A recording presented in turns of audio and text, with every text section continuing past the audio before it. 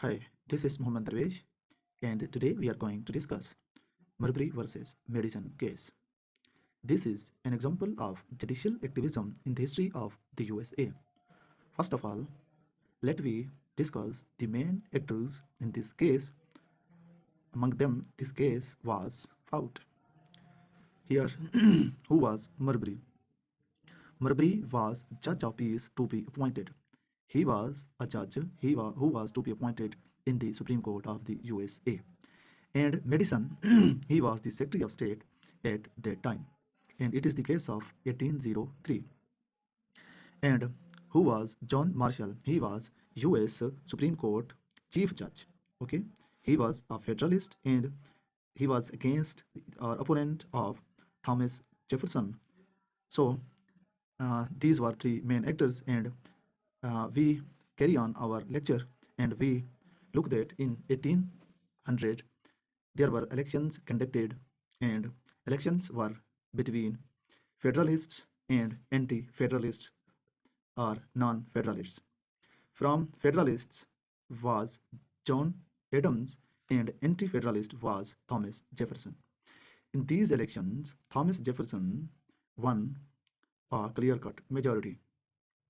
Before the power was going to be transferred to Thomas Jefferson from John Adams, but Adams ordered three commissions to Senate, in which one of them was commission related to Marbury.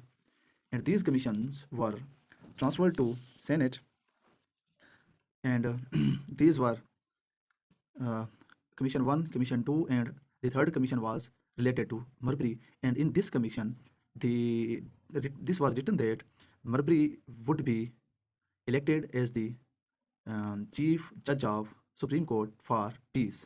But what did the Madison? Madison was who? He was the Secretary of State at that time. He forwarded other two commissions, but the third one commission related to Marbury, he didn't forward it. Okay, but he kept it in his office so that Marbury cannot become the judge of peace, judge for peace. What did Marbury? He cased Madison to give commission to him. He filed a case against Madison to give commission for Marbury so that Marbury may be appointed as the judge of Supreme Court for peace. And we saw that John Marshall was who? He was the chief judge of Supreme Court at that time. And Marbury filed a case to John Marshall in which he required to issue writ of mandamus. In a writ of mandamus, it is required to order the commissions, or in this writ, it is made obligatory that if any authority is pending any proceedings in this writ, it is made obligatory that that particular case or that particular orders should be carried on.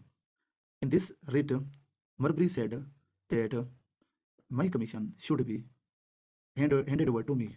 And what John Marshall reviewed in this, he looked at that, is it Marbury's right to have commission related to his orders to become the judge of Supreme Court for peace? Yes, there was his right. If there is right, then any remedy against it? Yes, this was a remedy, and this remedy was writ of mandamus. Then he reviewed, John Marshall, is there any jurisdiction in Supreme Court to issue any such kind of commission or issue such kind of writ? He reviewed Article 3. In Article 3, it was revealed that this case was not in jurisdiction of Supreme Court. So he looked at why, on what grounds Marbury cased this case in Supreme Court. Then on what grounds Marbury cased in Supreme Court? John Marshall looked at Judiciary Act 1789 by Congress. Under this act, what was given? Which jurisdiction was given to Supreme Court? This jurisdiction was related to powers to Supreme Court to hear cases like this, case like that of Marbury. Then what did John Marshall? he decided to take a judicial review. The judicial review, in which he looked at this act of 1789 violate constitution. It means was what?